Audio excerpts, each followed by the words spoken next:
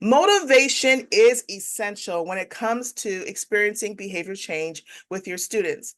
And one way to motivate change is with rewards and incentives. So in today's video, I am sharing how to find effective incentives and rewards that actually move the needle when it comes to positive student behaviors in your classroom.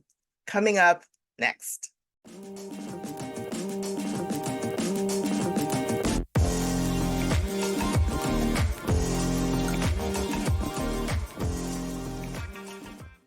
Hey, teacher friends, Michelle Holliday here, and I am a behavior strategist. I help teachers, schools, districts, and youth organizations learn effective strategies and systems to help manage their students and their classrooms with less stress and less struggle. And in today's video, we're talking all about motivation through incentives and rewards. And I know this is a big deal when it comes to schools across the country, maybe some across the world, but when it comes to motivating students to change their behaviors or implement replacement behaviors, motivation is needed. The good news is that there is a spectrum of ways that we can actually motivate our students. Some of them are free and cheap, some of them may request an investment, some of them are tangible, and some of them are activity-based. The key for you as a CEO of your classroom is to find motivators that work for your students in that school year.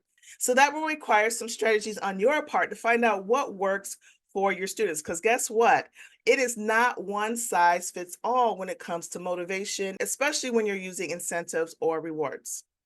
A question that I have been asked in the comments and through some teachers is, what is the difference between a reward and an incentive?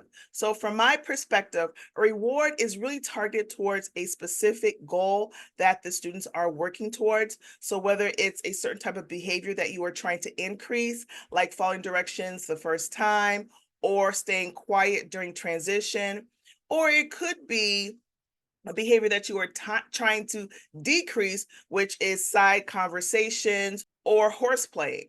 When it comes to an incentive, for me, it's more like a perk of staying on task. So for my classrooms, incentives are ongoing. It's really for students who continue to maintain appropriate positive behavior in the classroom. I like to call it my benefits package because it's important for me to communicate to my students that there are benefits from following the rules, the expectations, and showing appropriate behavior in a learning environment.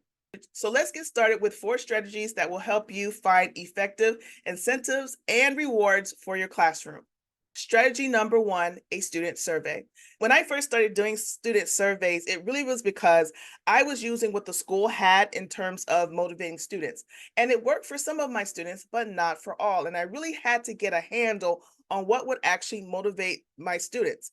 And so instead of starting with something that was in my mind, I wanted to start with something that was in their mind. And therefore, I created a student survey. And frankly, a student survey is a simple paper or digital document where you ask students what interests them most or what may motivate them to stay on task. If you're working with elementary students, feel free to use pictures or images. And then as they get older and they're able to read, then you would use words or text. I always like to add an other option at the end, just to see what my students may come up with when it comes to rewards and incentives. Strategy number 2, research ideas.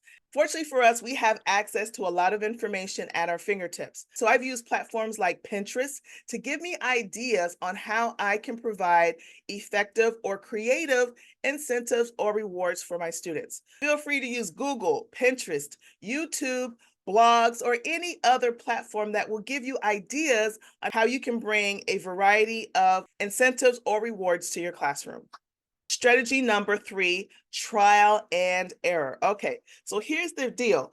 You may have in your mind that this incentive is going to be so effective, I will not have a problem with my students for the rest of the quarter or the rest of the year. However, your students may have something different in mind. And so you may have to do some trial and error to find out what works. That's actually how I came up with my number 1 strategy for motivating students, which is owed time. Because with trial and error, I found that certain things that I thought would motivate my students didn't motivate. Also, there were things that did motivate my students that I could just not afford to provide on a regular basis. So trial and error is a very effective strategy to find out what works well for your students and what doesn't. Strategy number 4, track progress. When I'm talking about tracking progress, I'm really talking about tracking the progress of student behaviors.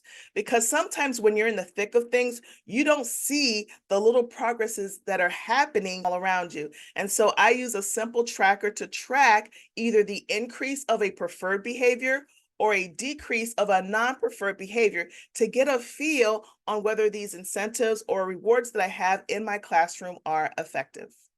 And strategy number 5, a fade out plan. Now, this actually may sound a little strange to people, but fading out an incentive also can help you see what is effective or ineffective for your students.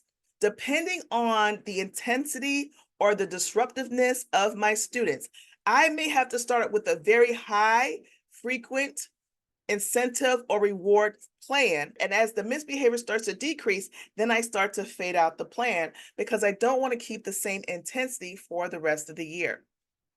As you do different fade out plans, you get an opportunity to see what really works for your students and how slowly tweaking how you provide reinforcement can affect the behaviors in your classroom. So there you have it, 5 strategies to help you find what is effective when it comes to motivating positive behaviors in your classroom. Tell me this, what is at least one strategy that you plan to implement from today's video to motivate positive student behaviors in your classroom today? Leave it in the comments below, and I will see you in the next video.